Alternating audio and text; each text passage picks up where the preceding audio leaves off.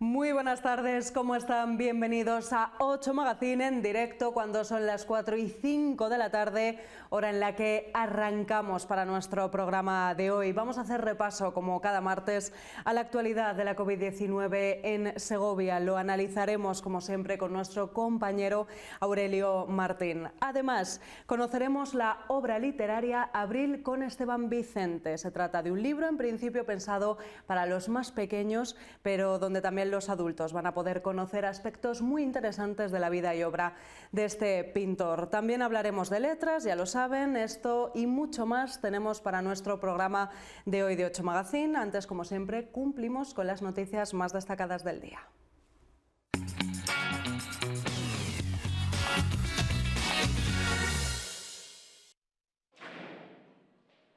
Segovia fue la primera, interiores cerrados desde el 6 de abril en bares y restaurantes y también las casas de apuestas. Por entonces la incidencia acumulada superaba los 500 casos por 100.000 habitantes en 14 días. Han pasado 4 semanas y ese dato se sitúa ahora en los 336. Ha bajado lentamente, pero todavía no lo suficiente. La medida se aplicó después en Palazuelos. El cierre llegó el 13 de abril. Hoy, con datos mejorados, todavía está cerca de los 400 casos. Y la semana pasada se sumaron a la lista el Real Sitio de San Ildefonso, el único de los 4 que ha empeorado, pasando de 220 casos a los 340 de hoy. Y Cantalejo, que aunque no tiene más de 5.000 habitantes, sí presenta datos muy preocupantes. Estaba por encima de 700 casos, casi sin variación una semana después. Otros 36 municipios segovianos superan los 150 casos. Porque incidencias de 150, que nos parece ahora que pueden ser incidencias bajas, siguen siendo incidencias 3 veces más altas que las que se recomiendan como punto de corte de incidencia y algunos incluso más bajas. Preocupan especialmente Ontanares de Eresma con más de 600, Carbonero el Mayor y Coca con más de 400. Bajo el título Reforzando nuestras redes, la Diputación Provincial quiere agradecer a los 2.532 usuarios de las aulas sociales y de manualidades que este año han seguido acudiendo a sus citas a pesar de la pandemia. De manera telemática, a lo largo y a pesar de la pandemia y de las condiciones sanitarias, de manera telemática, las aulas sociales solo se hayan desarrollado en un 19% y las aulas de manualidades en un 2,6%. Es decir, prácticamente ha habido presencialidad en los programas. Por ello se mantiene el encuentro de fin de curso que tradicionalmente se celebra en el Teatro Juan Bravo, aunque se hará cumpliendo con las normas sanitarias y con los usuarios desde sus casas, ya que el evento se podrá seguir telemáticamente a través de la web de la Diputación. Para finalizar, se contará con el humorista Leo Harlem. Y que esas redes comunitarias sigan perviviendo como un valor seguro en nuestra provincia, en nuestros pueblos, porque desde luego a nadie se le escapa que uno de los gérmenes de aquellas iniciativas solidarias que acontecieron hace más de un año, solidarias y altruistas, surgieron de los propios grupos de las aulas de manualidades. Estos programas cuentan con 169 grupos de las aulas sociales y 187 de las aulas de manualidades en toda la provincia. La mayoría de los participantes son mujeres y superan los 60 y los 70 años, llegando en algunos casos incluso a los 90.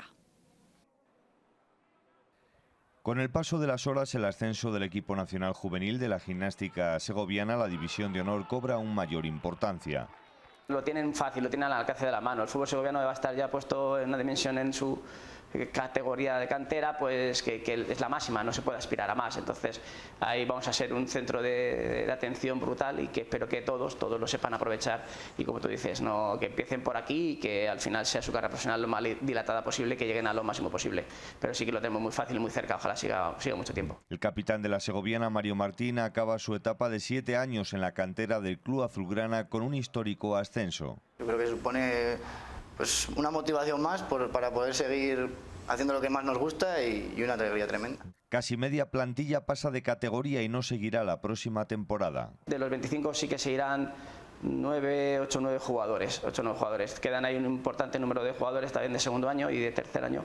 Y luego tenemos el regional por detrás que también aprieta. Son chavales que hemos estado siguiendo durante toda la temporada, que sabemos cómo son, que podemos intentar confiar. Ahora el próximo reto será lograr mantenerse entre las mejores canteras de España.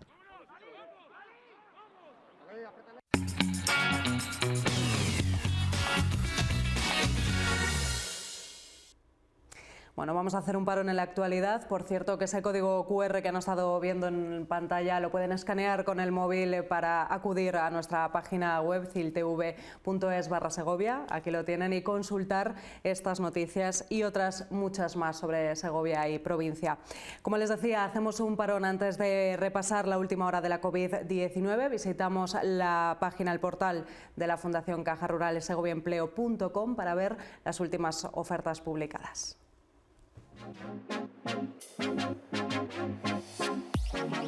Empresa de carpintería metálica de hierro necesita oficial soldador montador de estructuras de hierro. Empresario agrario necesita cubrir puesto de tractorista para la campaña y posibilidad de indefinido en Fuente de Santa Cruz. Cárnicas Taladillo busca un operario para explotación ganadera. Tecnicons Castilla necesita personal administrativo para varias categorías, se valora experiencia. Empresa dedicada a la fabricación y comercialización de productos de ambientación naturales necesita incorporar un técnico contable. El Ayuntamiento de Nava de la Asunción convoca plaza de coordinador de deportes. The Factory Residence Hall necesita cubrir una plaza de recepcionista a tiempo completo. Planta de reciclaje Los Huertos oferta 4 vacantes de conductor para camión con bañera y palista para pala de ruedas. Construcciones y Transporte Río Nevado busca empleado para construcción y transporte. En Delta Terapias buscan fisioterapeuta para trabajar en su centro. El Ayuntamiento de Palazuelos de Eresma convoca plaza de técnico de gestión. La Oficina de Empleo de Segovia está tramitando varias ofertas de entidades públicas y privadas que requieren cubrir el puesto de enfermero. Estas son las ofertas de esta semana del boletín segoviaempleo.com.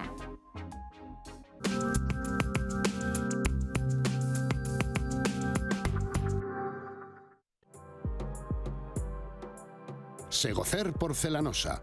Azulejos, pavimentos, sanitarios, grifería, accesorios, mamparas y muebles de baño. No se equivoque, tenemos precios adaptados a cualquier presupuesto con la calidad que nos caracteriza. Pregunte sin compromiso, financiamos su proyecto. Le invitamos a visitar nuestra amplia exposición y a disfrutar ahora de nuestras promociones especiales en azulejos, pavimentos y muebles de baño en nuestra gran zona outlet. Le esperamos en San Rafael, El Espinar, carretera de Madrid-La Coruña, kilómetro 64, y en Segovia, en José Zorrilla 134. Segocer Porcelanosa. Hacemos sus sueños realidad. Bueno, pues hoy estamos un poquito más optimistas y es que parece, a tenor de los datos, que la situación en cuanto a la pandemia en Segovia capital y provincia va poquito a poco mejorando. La incidencia está bajando y siguen también las vacunaciones. Bastantes están llamados a vacunarse estos días. Lo analizamos, como siempre, con el director editorial de Promecal Segovia, Aurelio Martín. Buenas tardes. Muy buenas tardes a todos. Aurelio, bienvenido. Bueno, luego nos cuentas, o si quieres lo cuentas ya, como prefieras, ¿qué te vacunaste la semana pasada? Bueno, claro, aquí estamos. Estás fenomenal, o sea que todo salió bien. Bueno, hay altibajos, hay situaciones de pequeña febrícula, pero vamos, son efectos muy normales que se superan con el paso del tiempo, por fortuna. ¿Te contaron cuál te tocó? Sí, me tocó Moderna, la roquera. ¿La roquera? Y bueno, pues la segunda dosis también corresponde ahora a finales de mayo, unos 25 días aproximadamente, y bueno, pues esperemos que vaya todo fenomenal. Cual no quiere decir que haya que confiarse y no llevar medidas de protección y no estar protegido, porque hasta que no pasan unos 10 días, 15 días de la segunda dosis, y eso hay que advertirlo a las personas que ya están vacunadas, que por cierto son muchos, son con la segunda dosis más de 25.000 personas en este momento, pues hasta que no pasa ese tiempo no están totalmente inmunizados. Hay casos en el Hospital General ingresados en planta pues que se habían vacunado y que tenían el virus, con lo cual, bueno, hay que seguir guardando las medidas de seguridad, de protección y también de protección a los demás. No hay que confiarse. Estamos dando pasos. Efectivamente, todo el mundo tiene muchísimo ansia de poder volver a una vida quizá normal, a una normalidad, de poder vacunarse, pero no hay que precipitarse.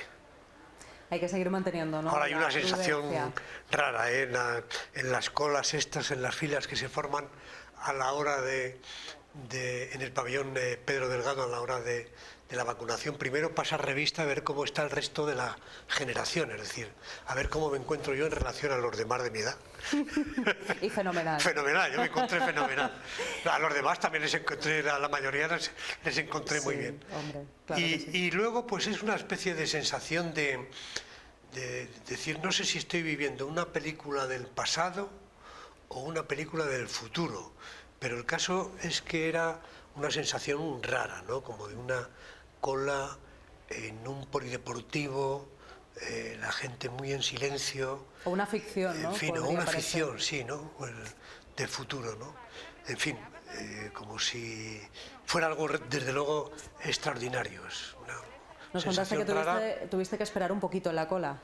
Sí, me tocó casi una hora estuve en el pabellón. Por la mañana, sin embargo, parece ser que hubo menos personas. Por la tarde había más, que es cuando correspondía por el mes de mi nacimiento.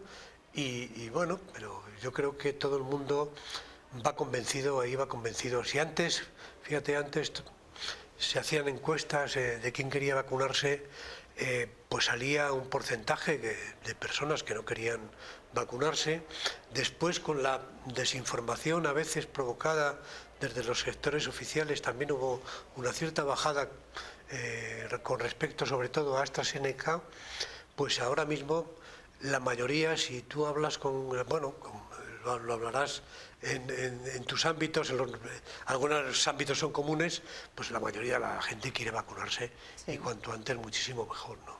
Incluso aunque sea con AstraZeneca, ¿no? Nos decían en algunas ocasiones cuando nos acercábamos al pabellón Pedro Delgado, las personas que iban a vacunarse, pues bueno, que aunque me tocara con AstraZeneca, ahora mismo puede ser una de las más estudiadas y que por tanto no tenían ningún miedo. Sobre todo es que hay un dato muy objetivo, hay millones de vacunas que ya se han inoculado en España, y en Segovia, pues bueno, pues hay personas con una primera, con 2 dosis 25.616 y con una 48.211. No está nada mal. O sea que estamos hablando de una parte de la población importante. Y bueno, pues no ha habido casos, salvo pues que en alguien hay ciertas reacciones, cierta febrícula, a lo mejor en algunos casos más, en otros menos. No es el primer día y a lo mejor ocurre el cuarto. Tienes un catarro y lo mezclas con que te puede haber pasado por la vacuna, nunca se sabe muy bien. Pero bueno, hay millones ya de personas vacunadas y muy poquitos casos que se hayan podido demostrar que están relacionados directamente con la vacuna. Además es que, como comentábamos, no sé si la semana pasada lo comentaba con el presidente del Colegio de Médicos la semana pasada, sí.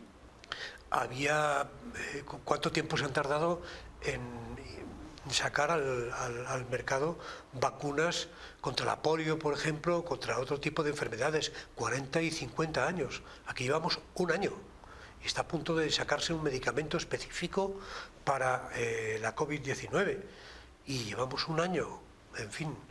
Lógicamente, pues tiene que haber ese tipo de distonía, ¿no? Pero, bueno, vamos a tratar de llevarlo adelante, vamos a confiarnos. Desde luego, como decías al principio, los datos, en este momento estamos en una fase de descenso tanto de los datos epidemiológicos como de la presión sanitaria. Los datos epidemiológicos los escuchábamos antes de nuestra compañera Victoria Domínguez. Está mejor la provincia que la capital. La provincia son 275 casos cada 100.000 habitantes en los últimos 14 días y 117 en los últimos 7 días, pero en la capital todavía hay 324 casos en 14 días y 117 en 7 días. Vamos a ver si de aquí al lunes pueden haber bajado esos 150, que es muy difícil, para que la semana próxima se puedan abrir el interior de los establecimientos de hostelería que todavía esta semana permanecen cerrados junto a otros municipios que también hemos podido ver. Va a ser muy difícil, y lo decimos desde ahora mismo, que la semana próxima se puedan abrir el interior de los establecimientos de hostelería. Ojalá que los índices bajen y que cambien las cosas. Así es, está muy complicado. Realmente el cierre de interiores quedaba esta semana en esos 4 municipios que continúan, es decir, no salía, pero tampoco entraba ninguno. Segovia Capital, Cantalejo, Real Sitio y Palazuelos mantienen el cierre de los interiores de bares y restaurantes. Aurelio, nos llama también la atención que en el caso de Segovia Capital la incidencia continúa tan alta, ¿no? Y no logre bajar de esos 300 y pico casos durante todas estas semanas. ¿Por qué se puede dar esto? Bueno, hay municipios donde los casos, también les hemos visto en el reportaje anterior, donde los casos son muy altos, en Cantalejo, por ejemplo, ¿no?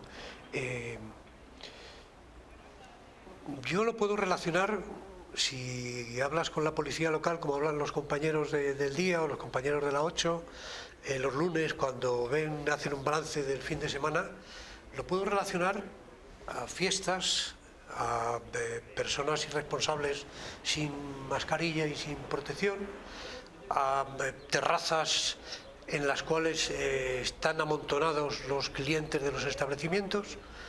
Aparte de haber subido el precio en algunas terrazas, también parece que quieren aprovechar al máximo el espacio. Y bueno, yo creo que no todo vale en esto. Yo creo que puede tener algo de relación en lo que son los niveles de protección, de autoprotección y de protección hacia los demás. Se siguen manteniendo los cierres perimetrales, se sigue manteniendo el toque de queda. Es cierto que también hace mejor tiempo ahora. La semana pasada hubo más lluvia, ahora hace menos tiempo, se estará más tiempo en la calle y se puede, siempre las condiciones mejoran, pero yo creo que puede estar vinculado con eso, una vez que está demostrado perfectamente que los contagios se producen por los aerosoles y están en el ambiente y en los lugares peor ventilados, ¿no? Más movimiento, ¿no? Y comportamientos también, pues bueno, que dejan mucho que desear, ya lo hemos comentado. Mejora la incidencia, efectivamente. Tenemos 29 positivos en la provincia en las últimas 24 horas, 53 brotes activos y 277 casos vinculados. De esos 53 brotes, 3 precisamente aquí en Segovia Capital. Han descendido los brotes. Y el número de positivos también ha descendido, también hay que decirlo, en un 30%. O sea que se está reduciendo mucho el número de los positivos. Mira, de 2.462 pruebas que se han realizado en la semana anterior, se dieron 168 positivos. Aproximadamente en el mismo número de pruebas, la otra semana había 237 positivos, con lo cual casi es la mitad. Ya que estamos avanzando en ese aspecto, ¿no? Ha habido 62 brotes y 350 afectados y hoy estamos hablando de estos 53 con 277 casos vinculados. Hablamos de 33 altas en el Hospital General frente a 20 ingresos. Hablamos de 31 personas que había ingresada en el Hospital General en planta a 19 y de 13 en UCI a 9. También es verdad que en estos últimos días, en esta última semana, ha habido 4 fallecimientos, algunos de personas que llevaban ingresadas muchísimo tiempo. No ha sido que esté falleciendo personas, ¿no?, últimamente, sino que eran casos muy concretos y concretamente, desgraciadamente, para ella, para su familia, había una persona que se había negado a vacunarse y ha fallecido. Estaban ingresadas 2 personas, lo comentamos en su momento, una ha sido dada de alta y otra persona pues ha fallecido por negarse, posiblemente, o relacionada con esa negación a recibir la vacuna, ¿no? Y también, curioso, en este momento, desde que se vacunaron los residentes en los centros sociosanitarios, no se ha vuelto a producir ningún ingreso. La media de ingresos en la UCI y en planta está en 50 y tantos, 60 años aproximadamente, con lo cual ha bajado muchísimo el número sigue bajando muchísimo la edad de las personas que ingresan tanto en UCI como en la planta.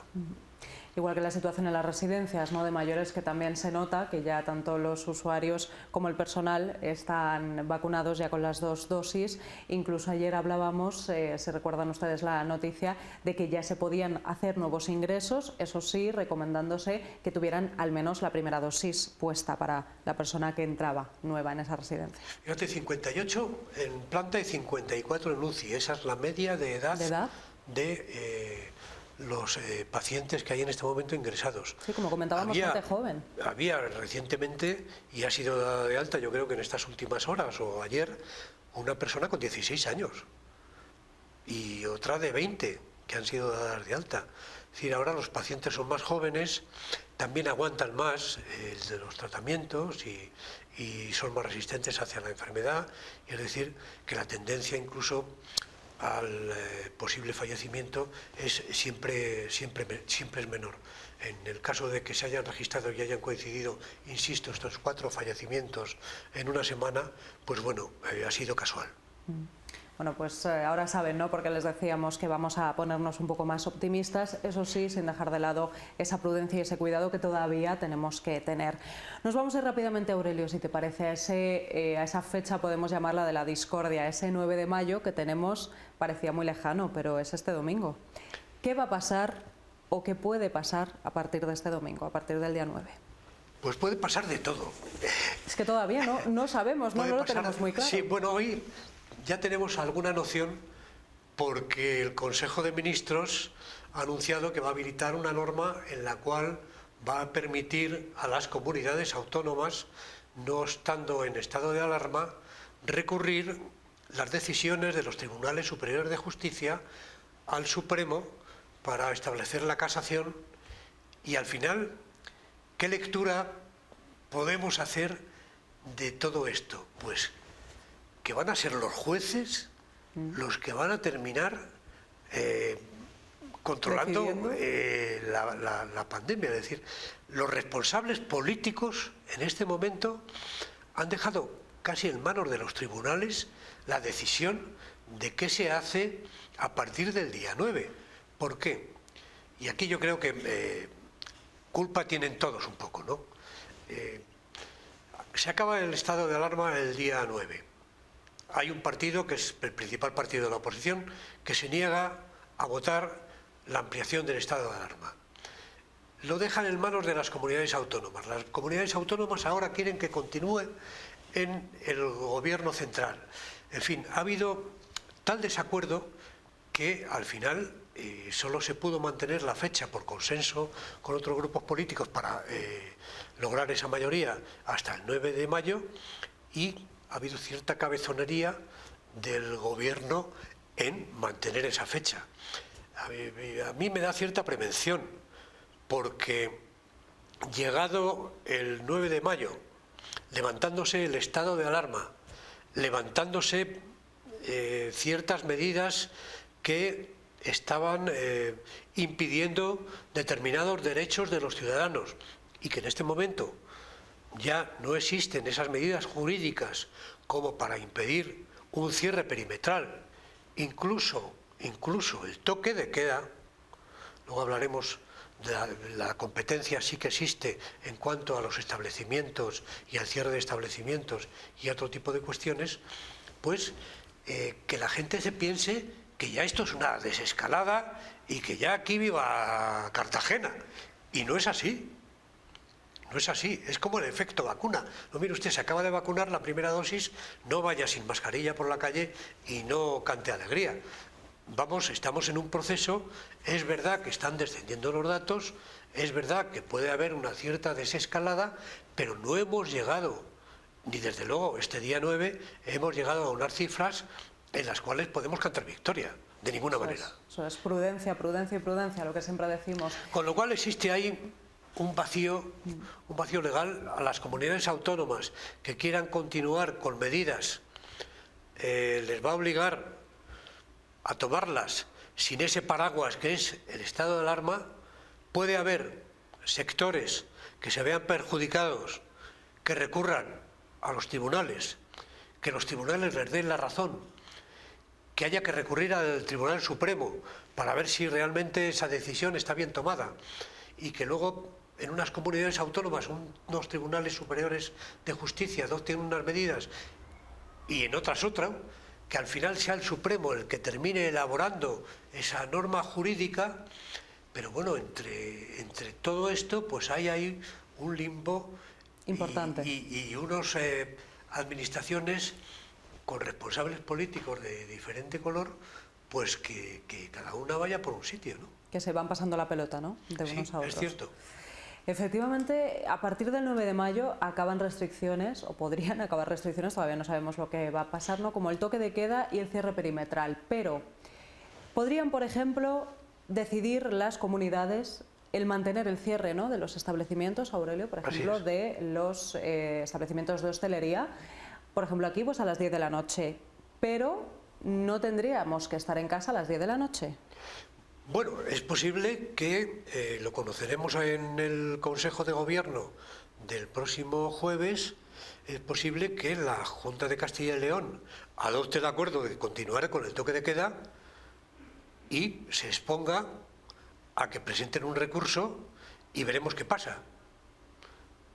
Ya pasó, ya ocurrió que a las 8 de la tarde antes fue el toque de queda, sí, y le quitaron la razón a la Junta de Castilla y León. Eso lo hemos visto. Veremos a ver lo que pasa.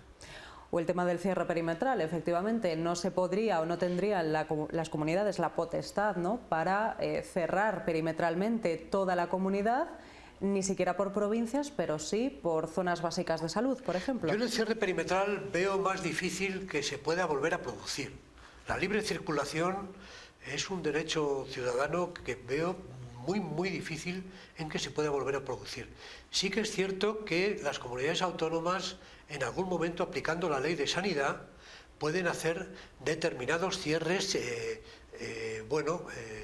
digamos, de cirugía, ¿no?, de zonas básicas, de algún municipio, y siempre con un tiempo muy concreto, estimado, unos 15 días, ¿no?, y con permiso judicial. Pero eso sí que ya antes incluso antes del estado de alarma, yo no sé si estábamos en estado de alarma en aquel momento, pero ya se llegó a aplicar en algunos municipios y en algunas zonas básicas de salud. Así fue. Bueno, pues veremos qué pasa esto a partir del próximo 9 de mayo, que ya lo tenemos aquí, será este domingo cuando cambie la situación, lo veremos. Muy rápido, Aurelio, terminamos, si te parece, diciendo todos los llamamientos que hay, que son bastantes, para la vacunación. Continúan, hoy ya se están vacunando los nacidos en 1960, aquí en el Perico Delgado. Sí, estén atentos, porque esto parece la lista de la lotería. Aparte de que, bueno, parece ser que va a haber un ralentí en la semana del 17 al 24 con la llegada de menos dosis para que haya un reequilibrio en toda la marcha, la velocidad de la vacunación en todas las comunidades autónomas españolas. También destacar en esto de las vacunas que tenemos guardadas y que no se sabe qué va a ocurrir con 4.600 dosis de AstraZeneca, porque por una parte hay que esperar todavía a ver qué decisión se toma para la segunda dosis para las personas menores de esos 60-65 años, qué se hace con la segunda dosis, y también se ha ampliado un mes más para las personas que ya mayores de esa edad, que se les aplicó también la AstraZeneca para la segunda dosis, con lo cual hay 4.600 dosis en el frigorífico guardaditas que todavía no sabemos qué va a ocurrir con ellas. Y respecto a los llamamientos, pues estén atentos, por si acaso les corresponde. Hoy ha correspondido la primera dosis en Segovia a las personas que han nacido en 1960. Hoy y mañana, segunda dosis en Segovia, 1942, 1946 y 1947. Miércoles, jueves y viernes, nacidos en 1961 en Villacastín, Nava de la Asunción, Carbonero el Mayor, Cuéllar y Fuentesauco, la primera dosis. Desde el jueves queda abierta una línea de recaptación, es decir, para las personas que no pudieron ir en su momento para la primera dosis, para los nacidos entre 1956 y 1960 en Segovia. Y el jueves y el viernes se vacuna en Segovia la segunda dosis a los nacidos en 1948, 49, 52 y 53.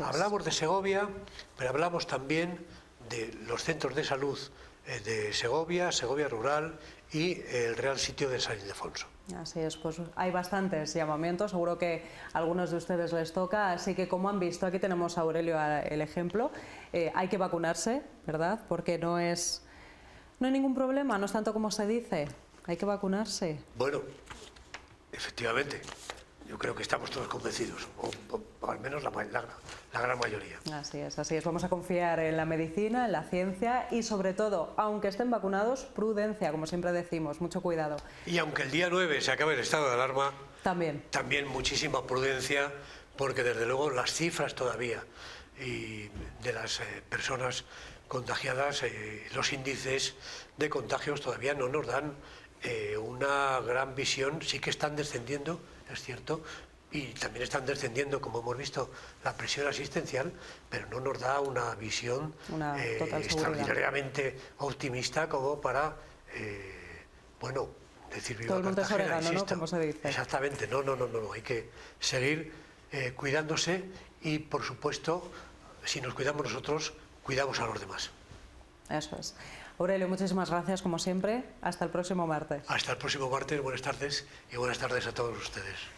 Optimismo, efectivamente, pero ya saben, con mucho cuidado. Volvemos en 5 minutos. Hasta ahora.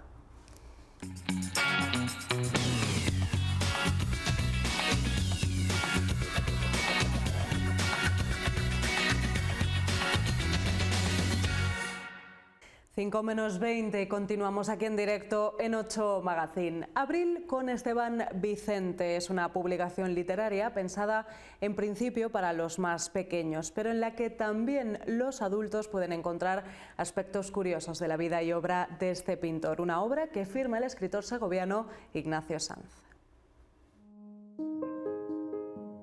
Es una biografía que en principio está destinada para niños, pero que yo creo que no se le va a caer de las manos a ninguna persona mayor, porque va a descubrir el alma de este artista maravilloso que nació de forma casi casual en Turégano y que luego también de forma azarosa, pues que todo esto se cuenta en el libro.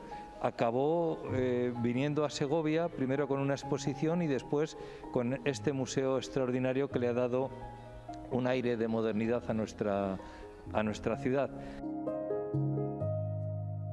En abril se proclamó la República, como todos sabemos, y Esteban Vicente era anarquista, pero era un anarquista con un gran sentimiento republicano y además tenía para él la República en realidad estaba ligada también con el arte, con los mejores artistas que tienden siempre a ser anarquistas, es decir, no obedecer a nada, son los gatos por antonomasia del mundo de los artistas son los gatos, ¿no? Los gatos en el sentido de que no tienen dueño, no quieren tener dueño.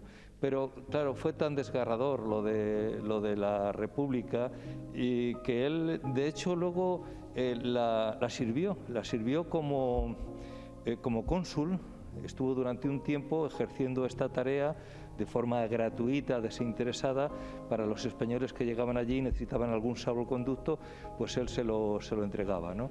Es una vida que habla en realidad de los desgarros de España, y abril para un republicano es un mes muy especial, ¿no? Por todo lo que significa, por toda la carga simbólica que tiene, Y bueno, de hecho, en el libro se reproduce también, él era un pintor abstracto, aunque en un principio fue un pintor figurativo, y es curioso que una de las figuras aparentemente abstractas, pero realmente figurativa, es una bandera simple que pintaría un niño con la bandera tricolor de la República. Fue siempre un republicano, tan republicano que nunca quiso exponer, aunque tuvo algunas invitaciones, hasta que no muriera el dictador, ¿no? Y bueno, todo esto se cuenta, evidentemente, yo parece que estoy haciendo ahora hincapié en los asuntos políticos, pero no, se cuenta desde una perspectiva infantil, es una excursión de niños, una clase de niños que llegan a su estudio en Nueva York, en las afueras de Nueva York, con una antigua profesora suya, perdón, una antigua alumna suya, porque toda la vida profesional de Esteban Vicente estuvo ligada a la enseñanza en grandes universidades, y entonces él lo que hace básicamente es enseñar a esos niños alumnos de su alumna lo que les acerca al mundo del arte a través de su obra, ¿no? En el jardín de su propia casa de campo. Y bueno, eso es básicamente, entre tanto los niños preguntones le van preguntando y él se va poco a poco desnudando ante ellos, hablándoles de dónde procede, de un país lejano que es España, y les va contando todo esto. Está contando en parte por Esteban Vicente, y luego hay unos poemas que han escrito los niños porque como ejercicio, y también unas reflexiones de la profesora, de Margaret Gasset, y hay también al final un abecedario, podríamos decir sentimental, que recorre de la A a la Z todas las letras. En algunas de las letras hay 2 entradas y en otras hay solamente una, y ese abecedario es una herramienta extraordinaria porque te permite, si alguna parte ha quedado sin cubrir en todo ese recorrido que han hecho por la finca, el jardín de su casa, pues ese diccionario te permite entrar en puntos que antes no habías tratado, ¿no? De manera que yo creo que es un acercamiento muy, muy completo, y además está ilustrado con fotos o con obras del propio autor, de manera que es fácil percibir el alma, el sentimiento, el temblor del arte, y en este caso del arte de Esteban Vicente, claro. Hemos dicho que es una biografía para niños. Digamos que la primera mirada es como que es un cuento para niños. Realmente no es así. Es un cuento para niños, pero también para adultos.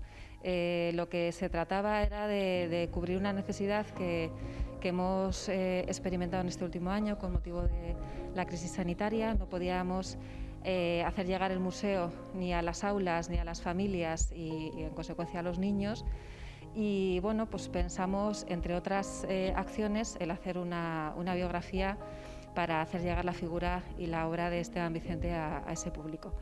Bueno, contamos con Ignacio Sanz, y bueno, realmente lo que surgió fue un relato que ahondaba pues, en los cimientos necesarios para crear la personalidad artística, en este caso de Esteban Vicente, pero la necesidad, ¿no? De esos cimientos para otro tipo de artistas, la importancia en la obra de Esteban Vicente del color, de la luz, de digamos, la tradición española, de la necesidad de los museos para educar de alguna manera la mirada del niño, focalizado directamente en Esteban Vicente, porque los cimientos de Esteban Vicente están en unas visitas al Prado impulsadas por el padre de Esteban Vicente, que fue crucial, ¿no? en su formación como artista. Bueno, el autor se ha permitido licencias, pero es tan magnífico, es tan magnífica la pluma de Ignacio Sanz, que en algunos momentos yo misma, que bueno, he leído mucho sobre Esteban Vicente, que sé sobre su biografía, me hacía hasta dudar de dónde ha sacado este hombre esta novela, ¿no? Realmente hay bases que son reales, pero hay otras que son inventadas, o hay algo muy bonito que es que aquellos alumnos son niños americanos, porque está todo ambientado en Bridgehampton. Sin embargo, él utiliza un lenguaje muy castellano, de alguna manera como que se unen las dos culturas, la americana y la española. he tenido que mentir muy poco, claro, porque ¿qué es lo que me gusta en realidad, ¿no? Inventar. Pero claro, como tienes que ceñirte a una biografía, bueno, pues lo que me he inventado son situaciones, personajes que me ayudan a acercarme, pero no me puedo desviar, ¿eh? De manera que prácticamente lo que he hecho es documentarme, leer algunos libros de entrevistas y entrar un poco en el alma de su obra y reflejarlo, procurar reflejarlo. De manera que para mí ha sido una dicha también, porque yo conocí a Esteban Vicente, tengo en mi casa, incluso cuando apareció Esteban Vicente en nuestras vidas, pude comprar a un precio relativamente barato un collage suyo, ¿no? Pero digamos que le conocía de forma superficial. Y entonces esta ocasión de que me hayan encargado el libro supuso también el leer varios de los libros que he publicado por el museo y entrar en su obra y ver que verdaderamente es un tipo prodigioso. O sea, es un hombre que además tuvo la mala fortuna de no ser reconocido hasta muy tarde, pero también la buena fortuna de que conforme iba creciendo en años y en años, se iba destilando, y entonces yo pienso la suerte que tuvo de vivir tanto, porque tuvo una vida longeva, murió con 98 años, y eso nos ha dado la oportunidad de conocer una obra conforme iba creciendo cada vez más luminosa, ¿no? Más libre, es extraordinaria.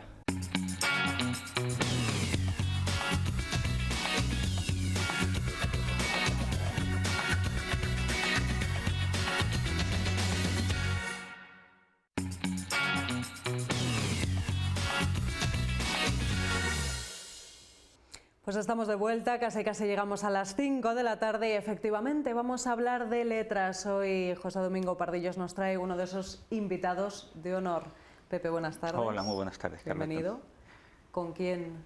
¿De quién vienes acompañado? Pues hoy vamos a conocer una persona en la que vamos a poder, vamos a darnos cuenta, a ser conscientes de que no tiene que ver ser un profesional de un sector, como en este caso Santiago, que es veterinario y tiene varias empresas de temas y de ecológica, con la escritura.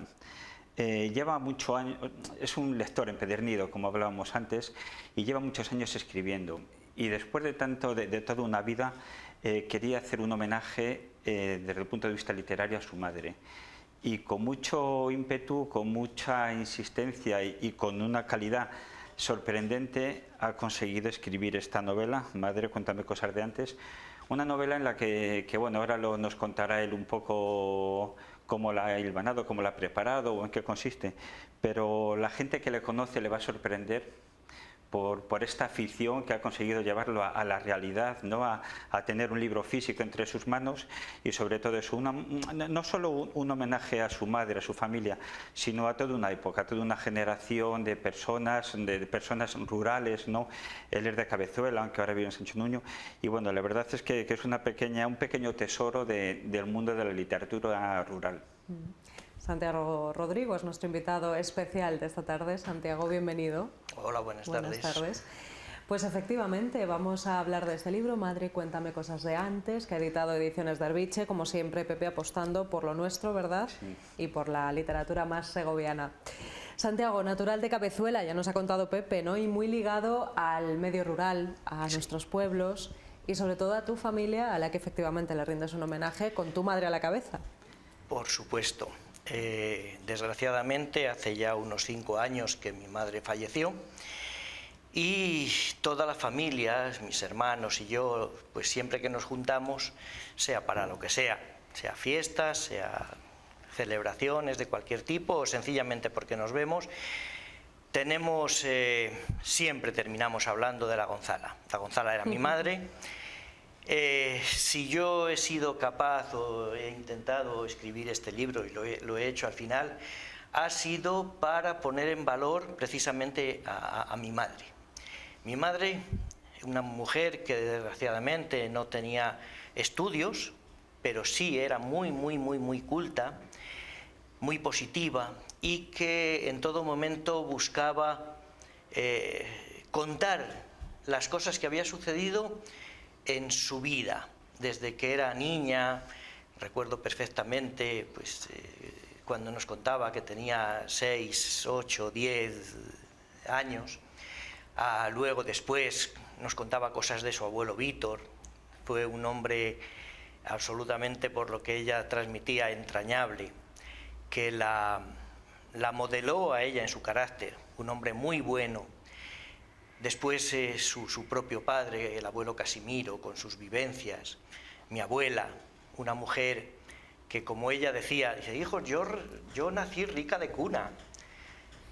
Y se enamoró de mi abuelo, y efectivamente decía lo de rica de cuna, debía de ser su familia, no sé si mucho, pero sí que debían de tener algún poder económico.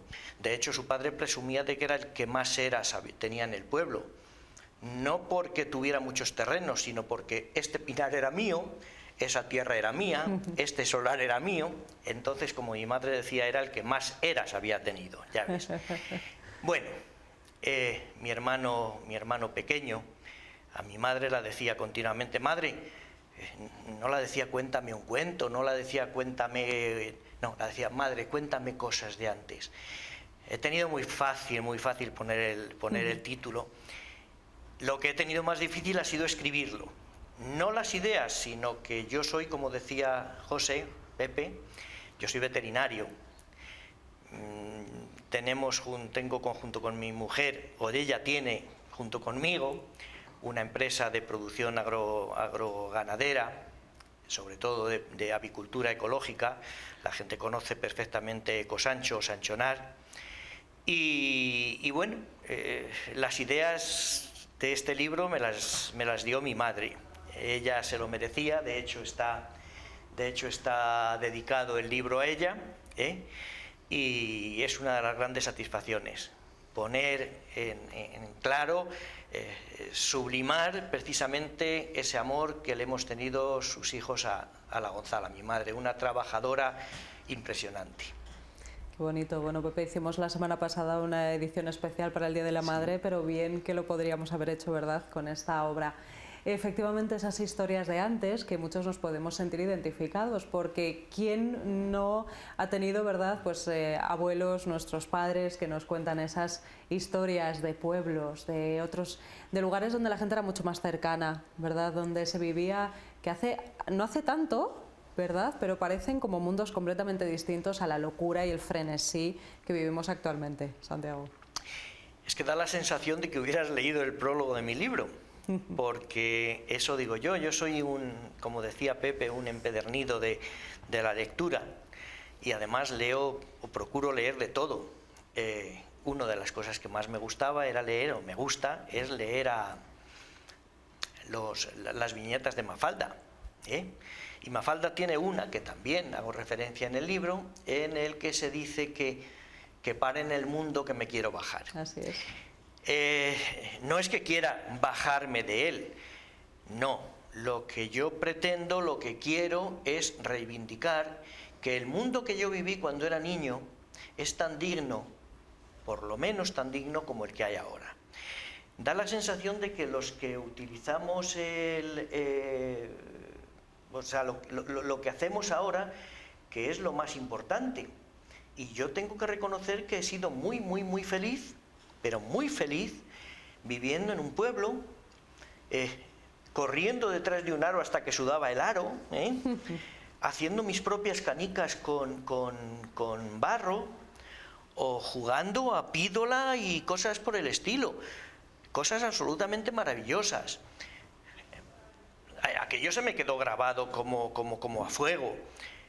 Hace ya muchos años que no duermo en Cabezuela físicamente, pero Cabezuela no se me ha ido de la cabeza en ninguno de los momentos. Tengo la inmensa suerte de que yo tengo dos pueblos. Uno por nacimiento, que es Cabezuela, y eso no me lo quita nadie, del que estoy orgullosísimo. Y no solo del pueblo, sino de la gente del pueblo, las vivencias del pueblo. Me gustaría que la gente conociera lo que es la palabra acorpar. Acorpar es una palabra que se utiliza en Cabezuela con mucha frecuencia, y lo dejamos para que la gente lo lea. Claro que sí. Sepan lo que es acorpar. una cosa absolutamente maravillosa. Y luego tengo otro pueblo en el que llegué a vivir un 4 de julio de 1983. Este año hará 38 años, que es Sancho Nuño. Y ahí me encontré con la que hoy es mi mujer. Ahí he tenido a mis hijos, ahí he tenido a la familia de mi mujer y toda la población de Sancho Nuño. Yo digo que Sancho Nuño es, para mí, el paraíso, porque es donde más feliz me he encontrado. Lógicamente también hemos tenido problemas. Y transmitir eso, que ya queda para la segunda parte de esta trilogía, porque esta es una trilogía, la segunda parte tratará ya de mis vivencias como veterinario, clínico, ya no solo de Sancho Nuño, sino de todo el Carracillo en su conjunto. Pues tengo que agradecer a los sanchonuñeses cómo me recibieron. Soy feliz trabajando con ellos, soy feliz tomando el café con ellos y soy feliz montado en el carro y con mis burros, paseando por el término y cogiendo piños. Claro que sí, ¿por qué no? ¿Verdad? Una vida mucho más sencilla, pero también más tranquila y que hace feliz, efectivamente, pues a mucha gente. Efectivamente, este libro, Mamá, cuéntame cosas de antes, es un homenaje a la madre del autor, de Santiago, pero también, él mismo nos lo estaba contando, a ese medio rural, a nuestros pueblos, ¿verdad? A esa España que ahora llamamos trágicamente vaciada, pero que nos ha refugiado, y lo hemos dicho muchas veces, ustedes se acordarán, que nos ha refugiado de esta pandemia, porque la pandemia se ha vivido de forma distinta y se vive de forma distinta en los pueblos. Santiago. Sí. Es que, mira, por el negocio de mi mujer, conocemos, claro, y servimos gente, sobre todo de las ciudades, y cuando la gente te dice las vivencias que han tenido durante la pandemia, encerrados en un piso de 50 metros, saliendo a pasear al perro. Hace pocos días leía una noticia de un señor que salía a pasear a sus peces. ¿Cómo tenía que estar ese hombre de cansado, de harto, de hastiado de estar en su casa? Y nosotros, aunque solo fuera salir al jardín de nuestra casa, a la calle, aunque nos relacionáramos a una cierta distancia del resto de convecinos, ha sido absolutamente diferente, absolutamente liviano, con arreglo a lo que ha podido vivir esa gente. Y no se nos olvide otra cosa fundamental: hemos llevado la comida y la bebida a la gente que estaba en las ciudades. Los agricultores, los ganaderos, hemos conseguido mantener a la población de las ciudades para que no pasaran hambre física, porque alguien tenía que producir esos alimentos, alguien tenía que llevarlos, alguien tenía que... Hemos sido la gente de los pueblos, y en cuanto había un momento de lasitud, la gente sale descaradamente a vivir unos días, a respirar, a pasear en el pinar. En fin, es que lo que tenemos en los pueblos... Creo que lo tenemos que poner en valor. Es oro puro, efectivamente. Claro, a ver si ahora con esta pandemia, que nos ha dejado muchas cosas sobre la mesa, pero una de ellas es precisamente el valor que tienen nuestros pueblos, nuestras zonas rurales. Pues efectivamente, Madre, cuéntame cosas de antes, es la primera entrega de una trilogía. ¿Cuándo podremos ver las siguientes o por lo menos la próxima entrega, Santiago? Bueno, llevo escrito ya más de la mitad, Bueno, yo diría que en la cabeza tengo ya estructurado todo lo que es el libro. Es que es difícil. Es complicado. Es muy difícil. Estamos en una época también, ¿no?, que para... Está ahora en la preparación, lleva la mitad escrita, luego hay que corregirla, hay que depurarla, hay que volver a corregirla, hay que maquetarla. O sea, es que lleva un trabajazo el proceso, detrás. claro, o sea, para llevar como llevamos con el libro a la venta 10 días, una semana... El proceso anterior a lo mejor han sido 3 años, 4 años. Sí. Entonces, claro. Bueno, de esto que ya está escrito del segundo volumen, yo hay cosas que tengo escritas ya desde hace 3, 4, 5 años. Igual que de este libro, pues lo hemos dado forma en poco tiempo, igual que pensamos hacer al otro, pero luego lo que dice Pepe, hasta que se consigue encajar todas esas fichas del puzzle, es tremendo, es tremendo. Pues lo mejor que podemos hacer es disfrutar, ¿no?, de este éxito. Madre, cuéntame cosas de antes, ese homenaje a la madre del autor, de Santiago Rodrigo, y por supuesto ese homenaje también a nuestros pueblos, a la vida en los pueblos y a sus vecinos.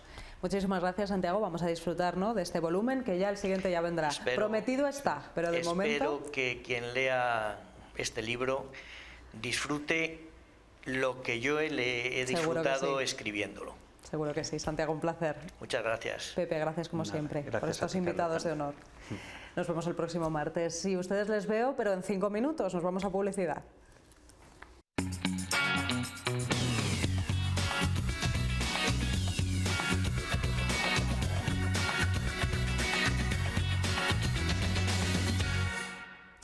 Pues estamos a punto de terminar con nuestro programa de esta tarde, pero antes fíjense lo que les voy a contar. Llevan más de 70 años, que ya es mucho, en Segovia. Es una empresa por la que han pasado, fíjense, 4 generaciones. Hablamos de Aceitunas Hilario, que se dedica a las aceitunas y demás encurtidos. Hasta allí se ha acercado para conocer todos los pormenores de esta empresa nuestra compañera Natalia Fernández.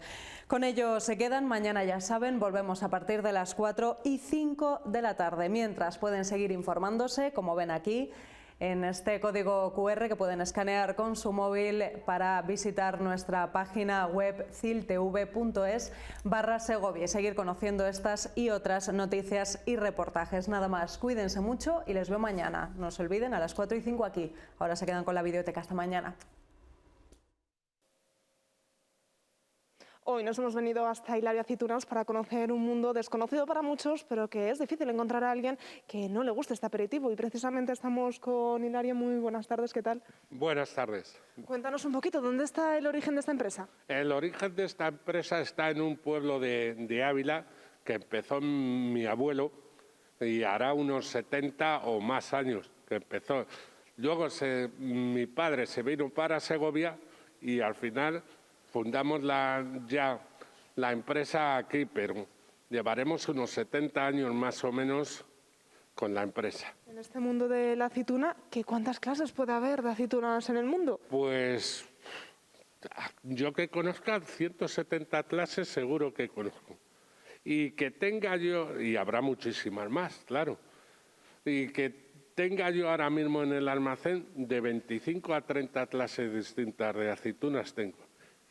Y luego de esas 25 o 30 haremos, yo qué sé, lo mismo 40 o 60 con diferente sabor, con diferente gusto. Diferentes variedades. Exacto.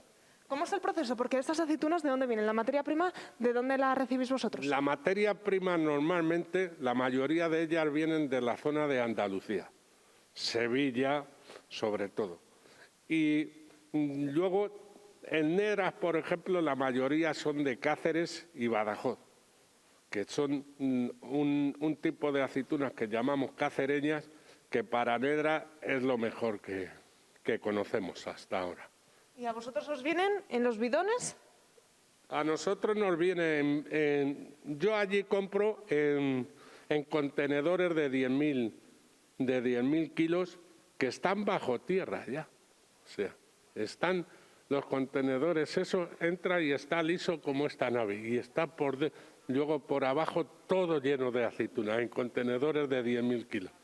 Las transbordan a estos contenedores que suelen tener 150 o 170 kilos y las transportamos para acá, con la única salvación de que tienen 10 grados a 11 de sal para mantenimiento de las aceitunas, porque si se baja de esos grados y un pH de 4,5, si se baja de ese pH y esos grados de sal, se estropearía. Pero que sin embargo ese grado de sal es una barbaridad para poderlo consumir. Sí, efectivamente, con esos grados de sal no se podrían consumir, se podrían consumir, pero te resultarían saladísimas ahora mismo. Entonces lo que principalmente hacemos aquí después, es lavarlas para conseguir un grado que tenga sobre 4 grados o 4,5 de sal como mucho.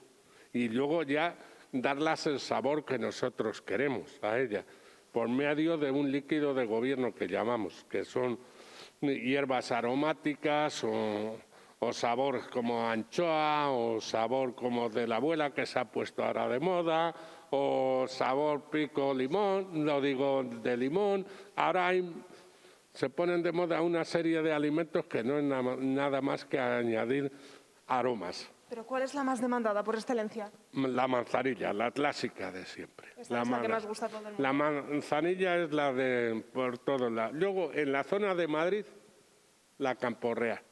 Campo Real es muy apreciada en la zona de Madrid, que ya se hace Campo Real en todos los lados. Antes se hacía solo en un pueblecito que se llamaba Campo Real y alrededores.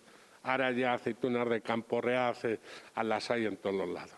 Hilario, en esta empresa no estás solo. No, además yo ya pronto lo dejaré y el que se encargará de todo es Fernando, que se encarga ahora mismo de envasar y de dar los sabores que queremos. Este es mi hijo y es el que... Pues Fernando, encantado, muy buenas tardes. Buenas tardes. Cuéntanos un poquito, ¿cómo es el proceso de envasado, este proceso final?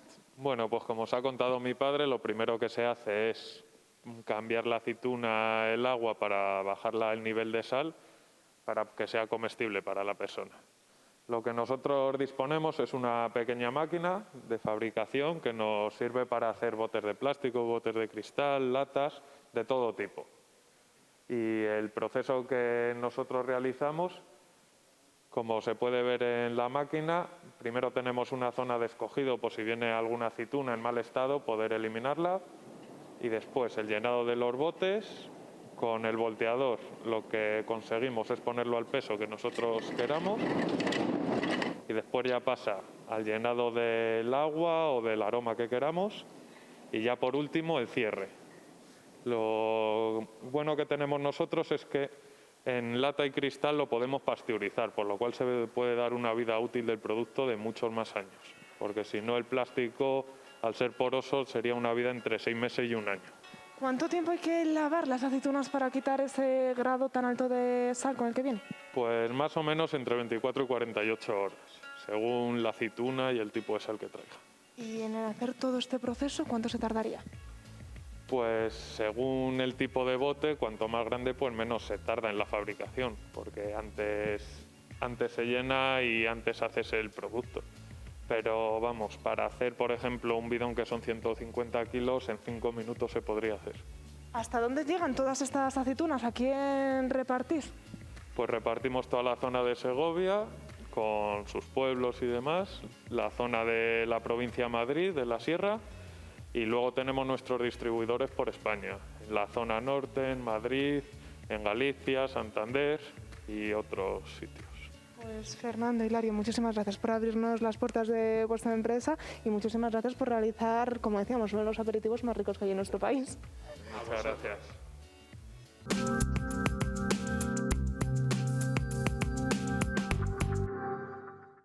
Euromaster La Unión, expertos en neumáticos y mecánica rápida, mantenimiento integral del vehículo, revisión oficial, autodiagnosis, pre-ITV, alineaciones, mecánica en general, calidad, profesionalidad y confianza son nuestras señas de identidad. Ahora cambia tus neumáticos Michelin y llena tu depósito gratis. Llévate hasta 60 euros en combustible. Euromaster La Unión, en manos de expertos.